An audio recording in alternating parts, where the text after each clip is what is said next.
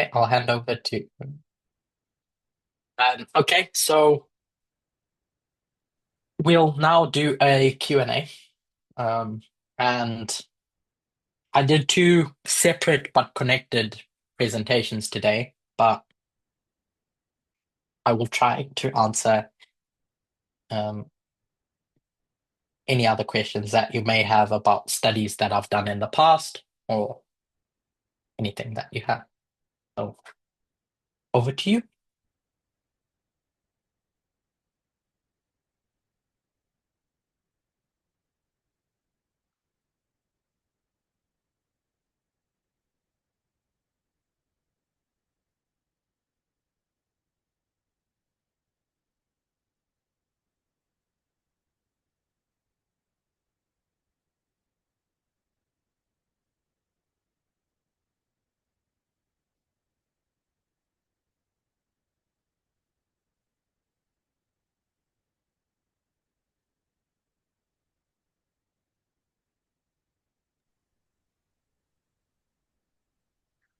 Hello, Hi.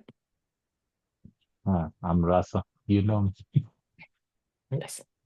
uh, look, it's interesting, like how you explained the fifth, eighth, the sixth, and the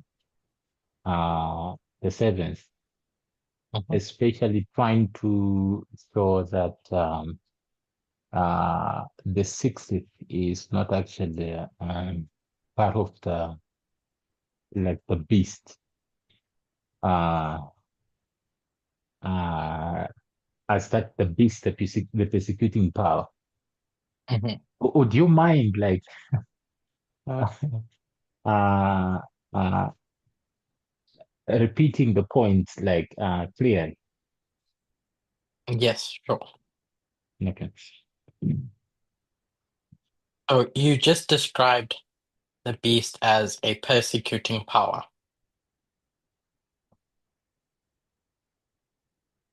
So if we just take that at as fact that the beast is a persecuting power, it's a persecuting entity. In Revelation 17, we're going to be told about the beast and the person that's riding it. I just want to open up my eSword over here.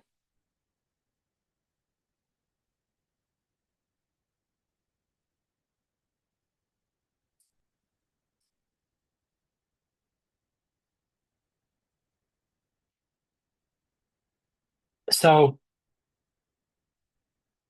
John is going to get an explanation about this beast that the kings have, um, or more clearly, there's two entities, a great prostitute and a beast.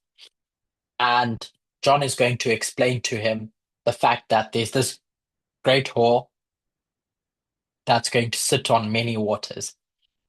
The kings of the earth are going to commit fornication with this great whore. But he's going to get an understanding of the beast and the woman. So in verse 7, the angel's going to say to John, let's consider everything that you've seen.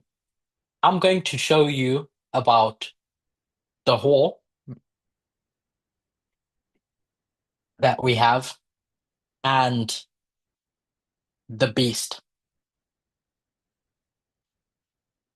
Are two separate entities, and I'm going to show you something about both of them, about this church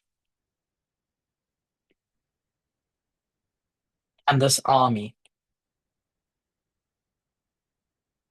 what we would call the king of the north, the state entity. Um, and so the key distinction that I wanted to make when going through that is to show how there's 3 points in time in respect to where John is standing. There's the past, the present, and the future.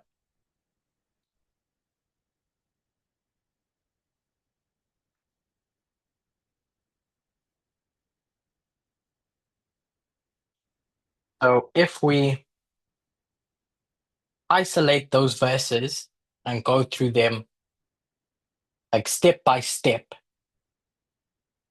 in my perspective, you can see how they're different things. So verse 8, in talking about the beast that you saw was.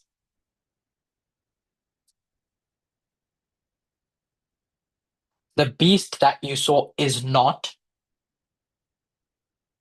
in the present, but it's going to ascend in the future. At some point, it's going to be resurrected.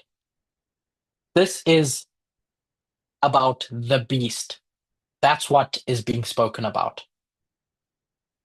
And then in verse 10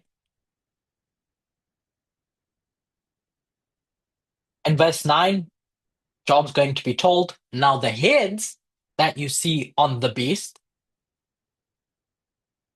follow a different pattern. There's going to be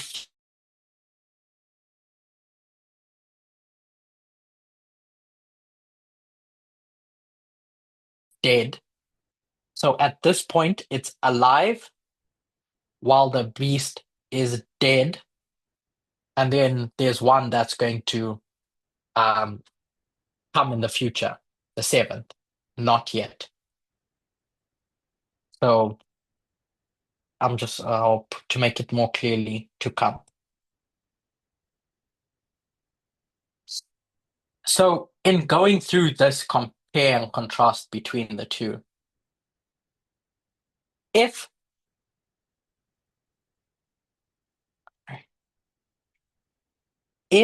the head equals the beast,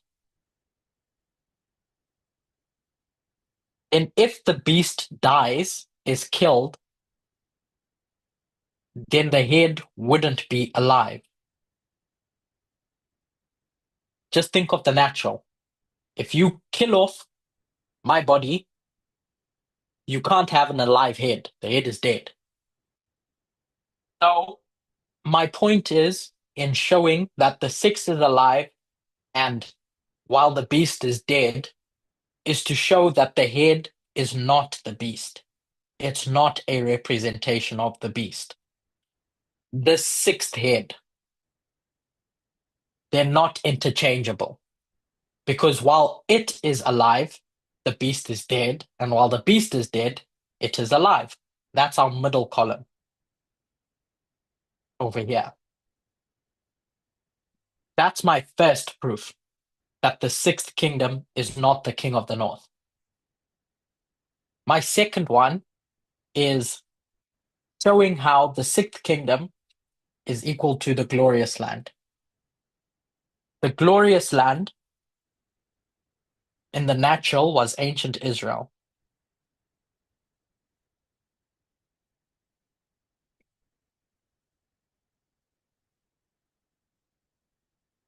In the past, we've, in fact, not even in our vows, it points out how Adventism never was, never is, and never will be Babylon. It never becomes Babylon.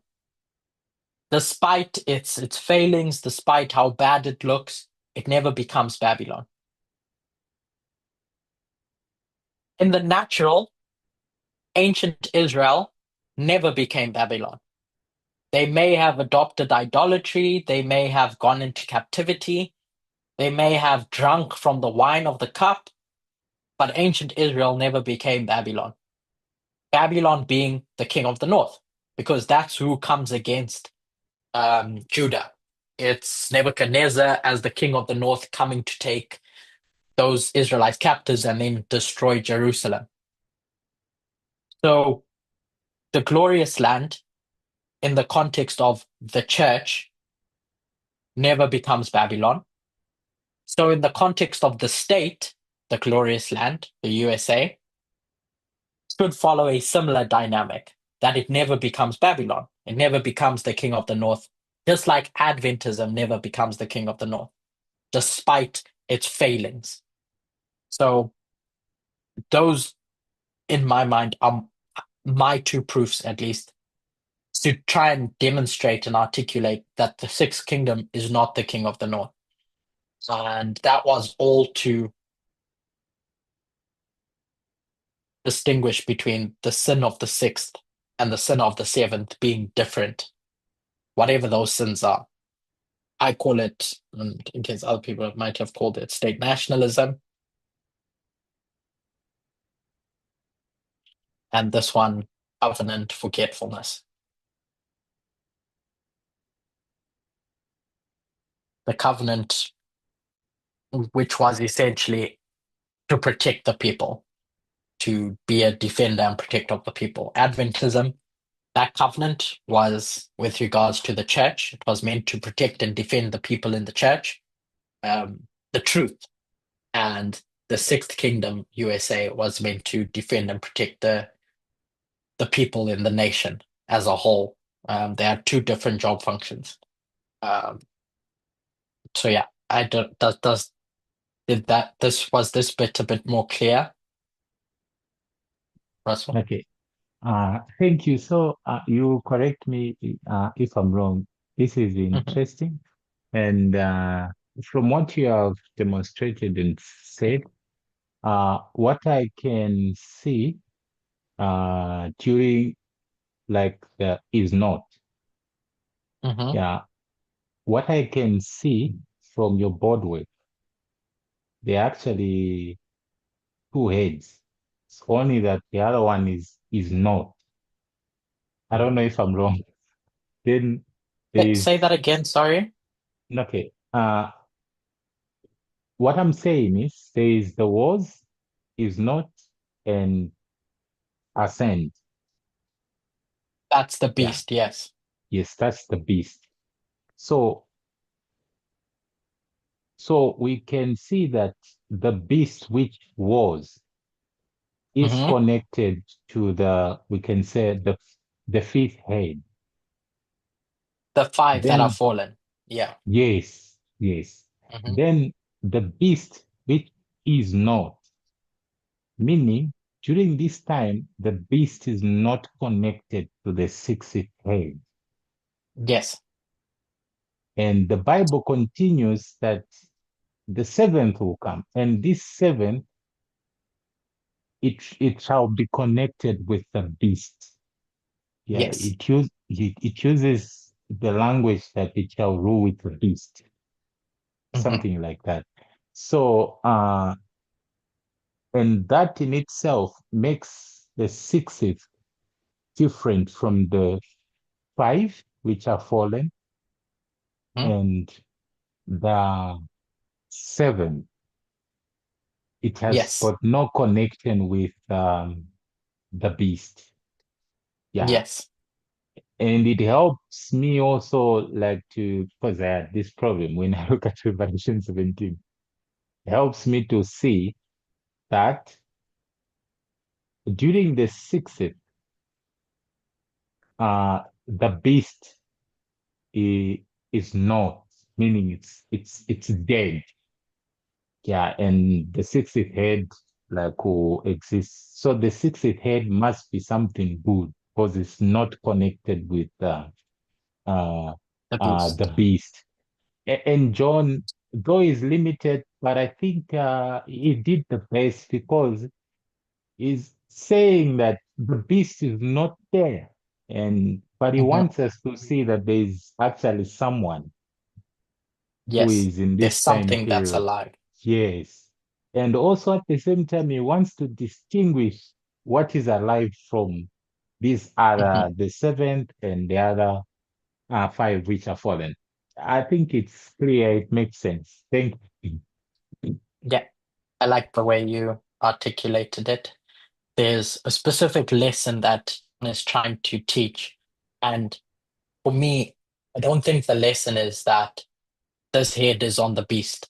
So it's part of Satan's kingdom.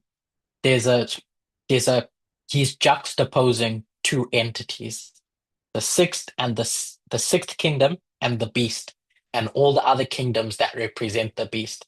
and he's juxtaposing them, bringing them together. So if you think of what juxtaposition is, it's going to force two things that do not belong together together. And the way he's going to force them together is by putting the head on the beast. So here's all the different heads, and here's your beast. So juxtaposition says force these things that don't normally come together to put them together. So he's going to force it together by making that head on the beast. But in that juxtaposition, the point is to show the differences between the two, to show the distinction between the two. And what you've just described here is this time period over here where the beast is dead, the sixth is alive. So in reality, because I kept getting asked this question and I didn't have a good enough answer um, as to if the sixth kingdom is a good kingdom, why is it on the beast? And in my mind, I think that John is doing this deliberately so that we can better see the contrast between the two. It's classic juxtaposition. Force things together. So this good thing is being forced onto the body of a bad thing, not to show that they're the same, but to show that they're different. And so he goes through verse 10 and etc. to do that contrast. So yeah, I like the way you described it, and um, I think juxtapositioning is the answer to why that head is on the beast.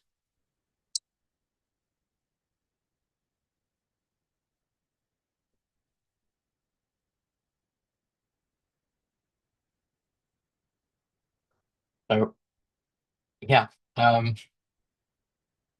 don't know if there's any other questions. If not, then we could finish early, but I will leave it up to Russell's discretion. Uh, okay, if there is any person with a question, you can go ahead. And if there is none, maybe after 30 seconds, we can see the way forward.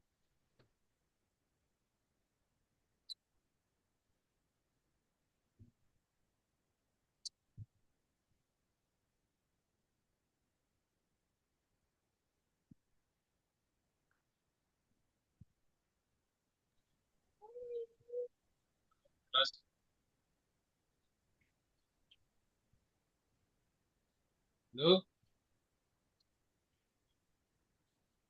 Yes, I, Joseph, you can go ahead, move close to the mic. Can you hear me clearly now? Yeah. Uh, I just want to ask KTC, uh, just want to get some clarifications, especially on the marker or the beginning of the waymark of Sunday law. In connection to what we are learning, especially in Liberation 13 and 17,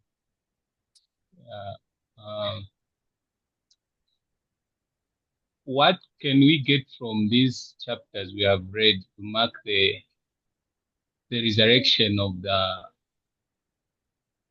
the beast, or the setting up of the image and the speaking of the image, and in relation to 18th July, because you just mentioned that in the beginning, you said we are, at least we are more settled on that one, but I wanted more clarity in what we have learned just now. How do we get the information, these best chapters, in relation to the beginning of the waymark of the sandal? so in our studies of the Sunday law, there's various aspects that you can take. You could do a study on when is the Sunday law, which would be the date. And that serves a purpose because it will tell you when does it start. I mean, with that date, you could say, okay, what does that date teach you? What do the events of that date teach you?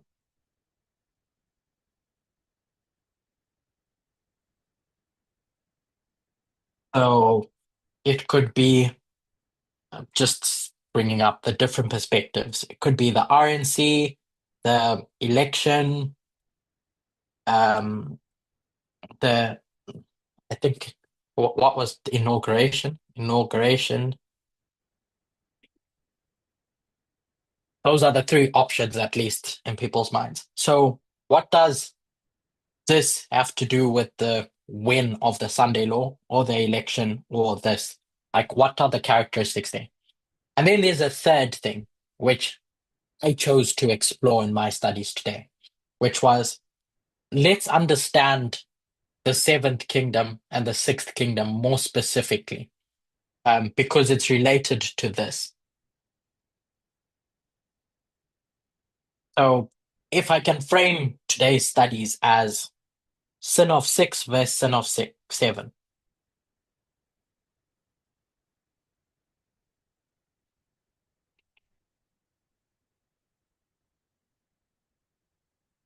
From my perspective, this doesn't answer question number one.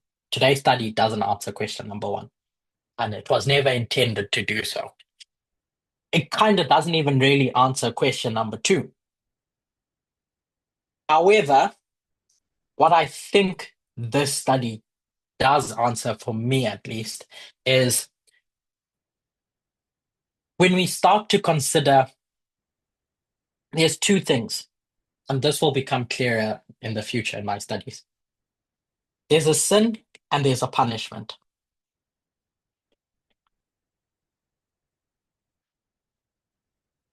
What is that punishment and who gives that punishment? So, if we think of the sin of the sixth kingdom, we need to ask ourselves who is punishing the sixth? Like, who's God going to use to punish the sixth kingdom? And if we think of the seventh, again, who is God going to use to bring judgment against the seventh kingdom? So, knowing what their sins are as distinguishable sins, I think can help us understand who and what this punishment is, as various studies are going to develop to try and demonstrate. So, to put it frankly, I don't think today's study, not I don't think, it wasn't intended to answer the July 18 question or November 5 or January 20th. Instead, it was meant to try and put in place the to put to have us clearly know who we're talking about when we talk about these kingdoms. Um,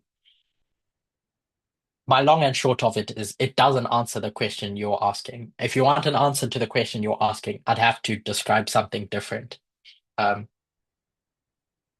yeah. So if you want to ask a different question, you can ask that question. But in essence, this doesn't answer anything about July 17. I mean, July 18. It serves a different purpose. Does that help? It doesn't help, but does it help?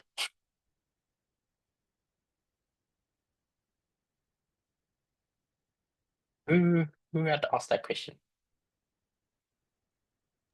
It's Joseph. Yes. So my answer to your question is it doesn't answer the question you asked. But if you'd like me to answer a question, then I could um, try and give my proofs more simply as to July 17. I mean, July 18. Why do I keep saying 17?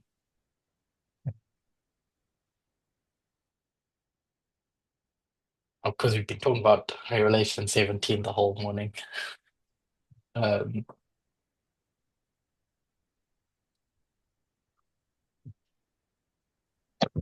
Yeah, I've gotten you. I think that I've understood what you have said. Mhm, But again, you talked about the mega. Where do mhm. you get that? Yeah, you brought it in connection to what we are learning in liberation. That's why now I brought that question where we can look into Mhm. those things like the when and what. Yeah. I mean, even the ascension of Yeah. the beast from the bottomless. Yeah. The reason why I feel like it's disjointed from the when is because someone could take this study and see and say it's demonstrated in July, or it's demonstrated in November when people vote, or it's demonstrated in July. I mean, in January when Trump gets in. This is applicable to wherever you're going to point to in those things. You see MAGA in July, you see MAGA in January, you see MAGA being voted in November. The thing about MAGA was for us to conceptualize what MAGA is really. And in my mind, MAGA is this fusion of the American identity with the state itself. So that was presentation number one. It's this demonstration of what this resurrected, more glorious King of the North looks like. So that's why I say it's not really trying to answer the question of when, because a person could make the argument that you see this at any one of those dates in July, in November, or January.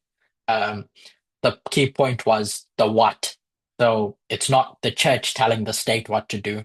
It's Trump as king and God that is going to guide America in a specific direction. Um, we call it state nationalism to make America the greatest again.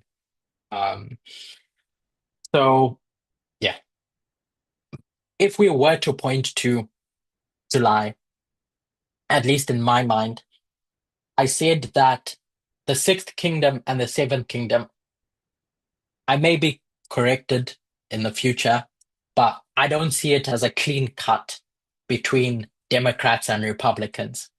The arguments that I've given for the Sunday law being in July are the role that the establishment plays in thinking about the Sixth Kingdom. So in 1798, we have a new nation rising, and in that constitution, it's going to be legalized. It's going to take the Declaration of Independence and package it into this codified system of laws and etc. You cannot have the Sixth Kingdom without these laws, or else it ends up just being a rebellious nation against tyranny, which in and of itself is it's a libertarian argument. It's this fight for liberty.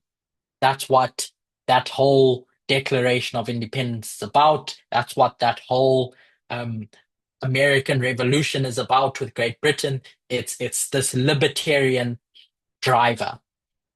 But if you don't have the constitution that follows, which I spoke about as institutionalizing that spirit, that ideology, then it just ends up being continual rebellion. And that's where you get populists come up. Populists are just people with a libertarian mindset who want change, whether it's Julius Caesar in 63 BC or it's Donald Trump standing up in 2016 and today. He's a populist guided by this libertarian ideology to fight against the system. So in 1798, where you have these two kingdoms, the dragon is going to follow the woman into um, this haven, the USA. You have the seventh and the sixth. From my perspective, the sixth is best articulated or best seen in their decision, in the sixth decision to institutionalize that libertarian fight, that libertarian ambition.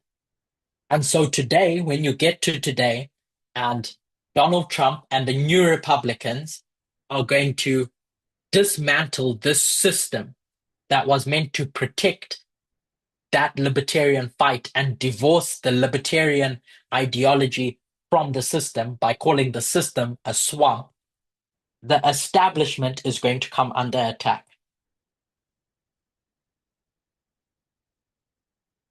And the establishment, I'm suggesting, has two faces. It has two roles. Number one is the progressive state, which, to put it simply, you can see in the Democrats, progressive state. And it has another. Keep the king of the north at bay. Keep the seventh kingdom from resurrecting. Keep the seventh kingdom dead.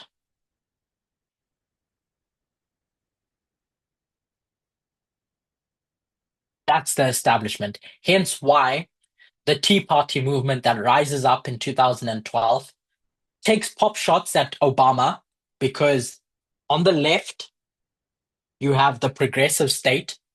On your political spectrum, if you call this the center, you have your people like Obama, Clinton, etc. This is your center left. And then you have people like, now I'm forgetting their names. I'll put McConnell here as well. Mitch McConnell he's an establishment politician. I know that we point to him as, this evil man who's done a lot, but he's really an establishment politician. Hence why he doesn't like Trump. And then you have Trump here on the far right. There's someone specific. McCain. McCain was a Republican who sits on the center right. And there's various others. Romney. Yeah, Romney. That's a good one. So these are your establishment Republicans on the right.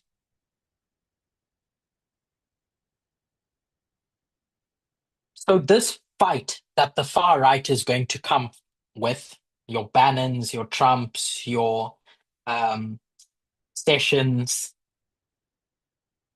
and etc. The list goes on. Musk, can put him there. This fight is going to be against this establishment.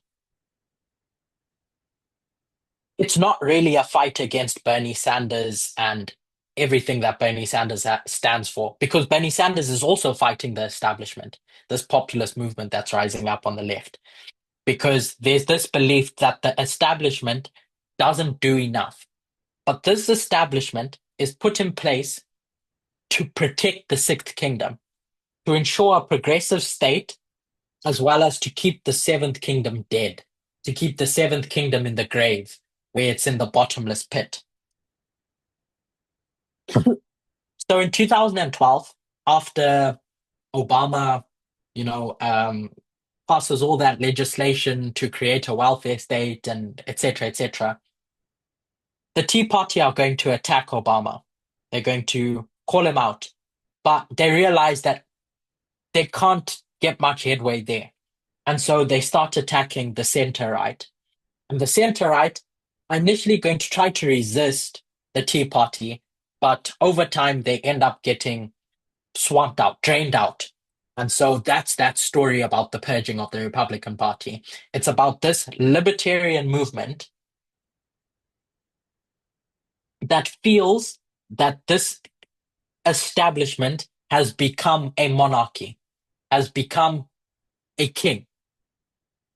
Libertarian. So my studies have framed this as conservative compromise, not my studies today, but in studies past, as these are the gatekeepers of democracy, your center right.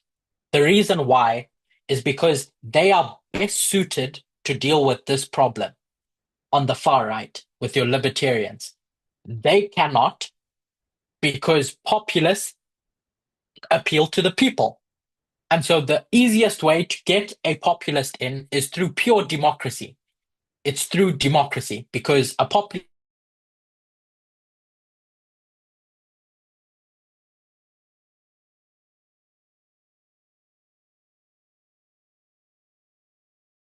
keep a dictator out. What do you need to control? This center right needs to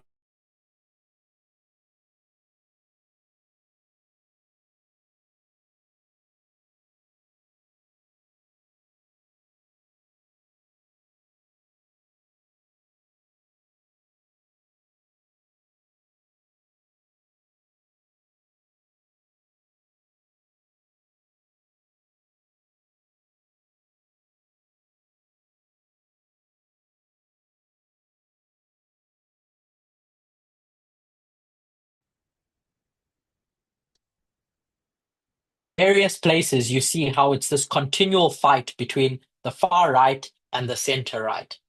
And these right end up being the gatekeepers of democracy. They serve a purpose wider than just their own internal party politics. They serve a purpose at maintaining this establishment as a whole. They do a job, and the left do a job in ensuring this progressive the people. So, from my perspective, the sixth kingdom is this. It's your center right and your center left, both doing different jobs to ensure that the king of the north doesn't come back. So, coming to today's study and the sins of the kingdoms, why I want to articulate that and put it into place, and perhaps one could argue now, I suppose, as it being a proof of this, is because if we see how the seventh kingdom gets overtaken by state nationalism, this kingdom being over here, then the events of July, not the day of July 18, but what took place at that RNC, the crowning of the Republican Party as being overtaken by MAGA, this Make America the Greatest Again, or Make America Great Again, then that becomes an indication that we're living in the time period of the seventh kingdom, because this forms part of the sixth kingdom. And when this is purged, then the sixth kingdom is now being punished. So yeah, maybe that's a better answer for you.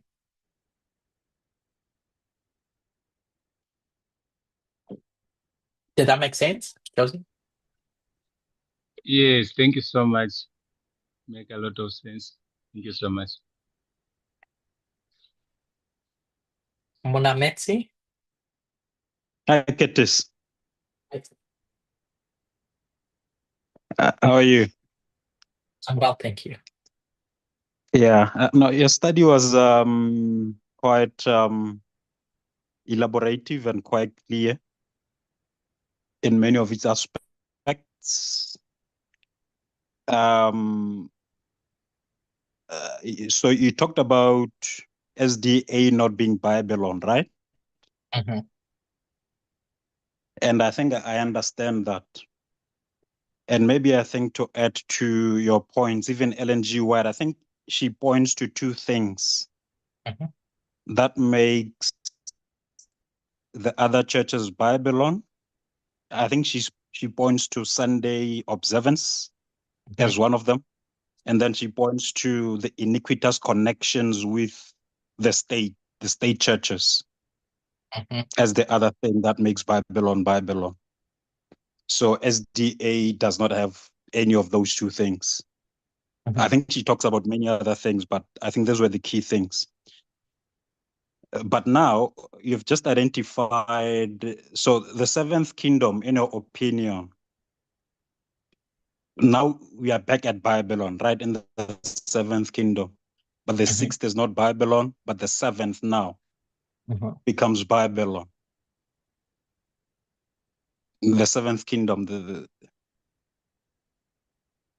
so that now the principles of the seventh kingdom, Do you see SDA being swept by what will be happening in the seventh kingdom?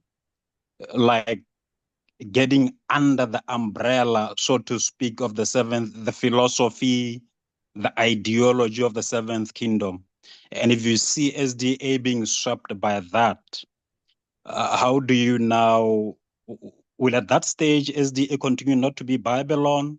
Because if the seventh kingdom is Babylon and SDA gets swept by the ideology and the principles of the seventh kingdom, how does it not then become part of Babylon or itself even Babylon? I mean, how do you deal with that? I'm not sure if you get my question. Yeah, I think I understand it. So the one thing that I can point to, because there's a principle that we have in Bible prophecy, which we're all aware of, which is line upon line. It's Solomon saying there's nothing new under the sun. We live in a repetitive cycle. So for me, that's my first point of reference with regards to understanding anything today. Does it have a precedence in the past? If there's no precedence, then I know that what I might think might be the case today can't be, because there's no precedence for it. So I took us back to ancient Israel. I took us back to the glorious land. In the glorious land, all the principles that made Babylon Babylon were idolatry, were, we'll just say, rejection of the Sabbath, were the various things that made Babylon Babylon. But when the glorious land, when Judah goes into captivity to Babylon, and you have all the Israelites start worshipping idols, they start taking on Babylonian customs, they start drinking of the wine of Babylon. They come out of that with a remnant. So Daniel refuses to eat at the king's table, and Israel effectively never becomes the thing that they go into captivity of. So that's my line, that's my history, that's my precedent. Again, Christ, the Jews, the Pharisees, they never end up becoming Rome. They may hold to Roman practices and etc., but they don't become Rome. It's the specific Christian church at the beginning that Paul is talking about, not talking about during the 1260 and etc.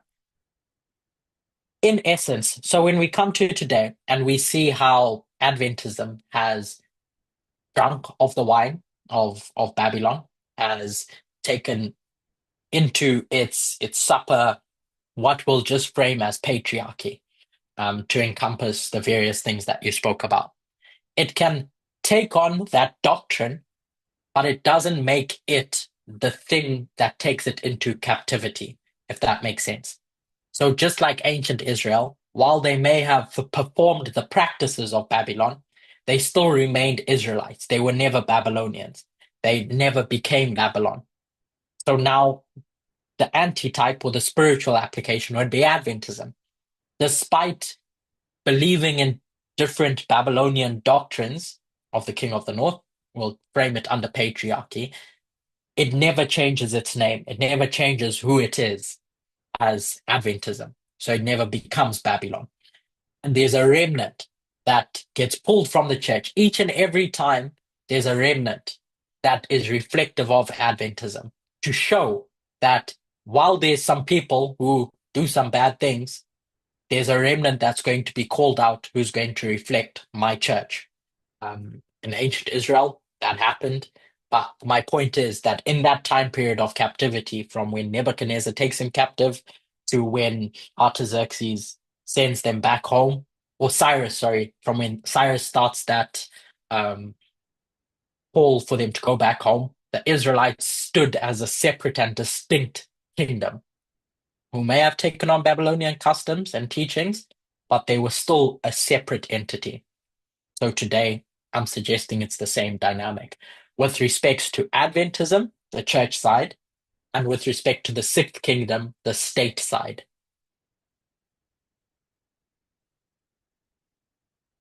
Does that that answer you? Yeah, no, I think I get you. But so you've just talked about the sixth kingdom and SDA, right? Hmm. But with respect to the seventh kingdom and SDA, so but anyway, I think I got your logic and you have let me not go in there. The last thing that I want was uh, the Republican right or center right being the gatekeepers. Hmm. So if they're the gatekeepers of democracy, as you say, but as we pointed out also, they had a sin that they committed, the sin that allowed the far right to then now come in and take left. Oh, you broke up for a bit. I didn't hear that last bit. Uh, so the center right and the center left. Hmm. That simply means they were not quite good gatekeepers, were they? Because I mean, they committed something that allowed the compromised some of the sin that they committed, allowed the far right to come in. Hmm. So that simply means even though they were set up as gatekeepers, they were not that good gatekeepers, were they? That's why the far right had to. I think that's the whole point of your study, right? Yeah, that I think for a big part of the USA's history, this center right were really good gatekeepers. There were several populists who tried running throughout the USA's lifetime. I'm forgetting their names, but a big one that rose up in 1992 and then tried running in 96, Pat Buchanan. And then another one. They essentially tried running for on the Republican ticket, and Republicans, interestingly enough, endorsed a Democrat president, a Democrat nominee, I think it was for senator, to make sure that that far right person doesn't come in. So even up till 1996, they were gatekeepers in a strong way. Um, but then as time went on, because of the expediency of wanting to win, the Republican Party started failing in its job as a gatekeeper. So the center, I think there's two different roles that they play in the Sixth Kingdom. The right, gatekeepers, the left, this progressive state. And that's what makes the establishment. Keep out dictators and progress the nation, um, grow with our human rights. So, yeah, they became lazy, essentially, the left. They forgot their job function. And here, they also forgot their job function to keep out dictators. Um, so, at one point, I think they both did a good job, but then time moves on and they stop doing their job function, both of them. And so the Sixth Kingdom ends up being scourged. I don't think I said anything differently to how you described it. Yeah, no. I guess thanks for the study. It was a good study in my opinion.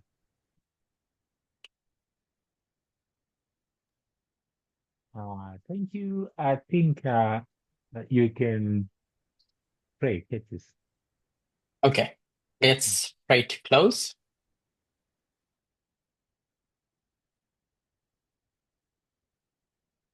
Dear God, thank you for each and every opportunity you give us to grow in our understanding of the great controversy.